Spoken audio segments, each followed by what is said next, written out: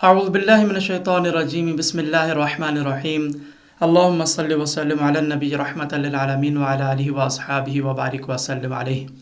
آج ہم سورہ بقرہ رکوع نمبر 14 اور آیت نمبر 113 سے اپنے کلام کا آغاز کریں گے۔ اللہ تبارک و تعالی ارشاد فرماتا ہے وقالت اليہود لیست النصارى علی شیء وقالت النصارى لیست اليہود علی شیء وهم یتلون الکتاب كذلك قال الذين لا يعلمون مثل قولهم فالله يحكم بينهم يوم القيامة فيما كانوا فيه يختلفون۔ اللہ تعالیٰ ارشاد فرماتا ہے کہ اور یہود نے کہا کہ نصارہ کا کوئی دین نہیں، اور نصارہ نے کہا کہ یہود کا کوئی دین نہیں، حالانکہ وہ یعنی یہ دونوں آسمانی کتاب پڑھتے ہیں۔ اسی طرح بے علم لوگ یعنی مشرکین ان کی ہی طرح باتیں کرتے ہیں۔ تو اللہ تبارک و تعالیٰ قیامت کے دن ان کے درمیان اس چیز میں فیصلہ فرما دے گا کہ جس میں وہ اختلاف کرتے تھے۔ اس آیت کا شان نزول کچھ اس طرح ہے کہ ایک بار سرکار دو عالم علیہ السلام کی خدمت اقدس میں کچھ عیسائی آئے۔ یہودیوں کو جب اس بات کا علم ہوا تو وہ بھی نبی کریم علیہ السلام کی خدمت میں حاضر ہو گئے۔ پھر ان دونوں میں یعنی یہود و نصارہ میں بحث و مباحثہ شروع ہو گیا۔ یہودی عالم عیسائیوں سے کہنے لگا کہ تم نصارہ کا کوئی دین نہیں، کیونکہ نہ تو حضرت عیسیٰ علیہ السلام اللہ کے نبی ہیں، نہ ہی انجیل اللہ کا کلام ہے۔ یعنی یہودیوں کا یہ عقیدہ تھا کہ وہ حضرت عیسیٰ علیہ السلام کو اللہ کا نبی تسلیم ہی نہیں کرتے، اسی طرح وہ انجیل کا بھی انکار کرتے تھے۔ تو جب یہودی عالم نے یہ بات کہی تو اس کے جواب میں عیسائیوں نے بھی ضد اور ہٹ دھرمی میں آ کر وہ یہ کہنے لگے کہ تم یہودیوں کا بھی کوئی دین نہیں، کیونکہ نہ تو موسیٰ علیہ السلام کوئی پیغمبر تھے، نہ ہی تورات اللہ کی کتاب۔ گویا کہ یہ کہا کہ اگر تم ہمارے نبی کو تسلیم نہیں کرتے تو ہم بھی تمہارے نبی کو نہیں مانتے۔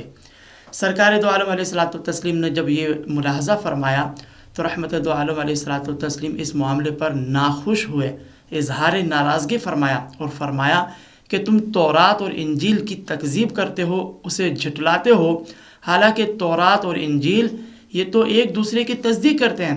یعنی تورات جو اللہ کا کلام ہے وہ اس بات کی تصدیق کرتی ہے کہ انجیل بھی اللہ کا کلام ہے، اور انجیل بھی اس بات کی تصدیق کرتی ہے کہ تورات اللہ کا کلام ہے۔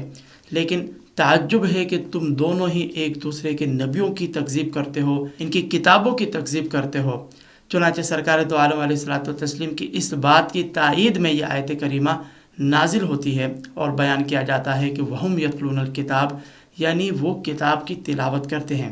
یعنی یہ یہود و نصارہ ایک دوسرے کے دین کی انبیاء کی تکذیب کر رہے ہیں، حالانکہ یہ سب کتاب کی تلاوت کرتے ہیں۔ یہود بھی تورات کی تلاوت کرتے ہیں، نصارہ بھی انجیل کی تلاوت کرتے ہیں۔ پھر مزید آگے بیان ہوا کذالک قال الذین لا یعلمون مثل قولہم، یعنی یہاں بیان کیا جا رہا ہے کہ جس طرح یہود و نصارہ نے ایک دوسرے کے دین کی تکذیب کی، اسی طرح مشرکوں نے بھی نبی کریم علیہ الصلوۃ والتسلیم آپ کے اصحاب رضی اللہ عنہم اجمعین کا انکار کیا۔ ان مشرکوں نے بھی یہی کہا کہ ان کا کوئی دین نہیں ہے۔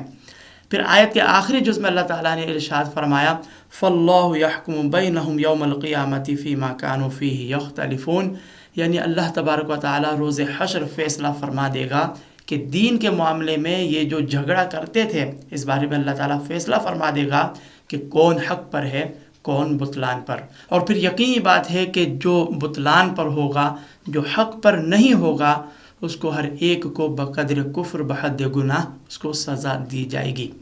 اس پورے واقعے سے ایک بات یہ معلوم ہوئی کہ جب سرکار دو عالم علیہ السلام کی خدمت اقدس میں جب ان یہود و نصارہ نے جاہلانہ گفتگو کی، انبیاء کی تکذیب کی، انبیاء کو جھٹلایا، ان کی کتب کو جھٹلایا، تو رحمت دو عالم علیہ الصلوۃ والتسلیم نے بر وقت اظہار ناراضگی فرمایا۔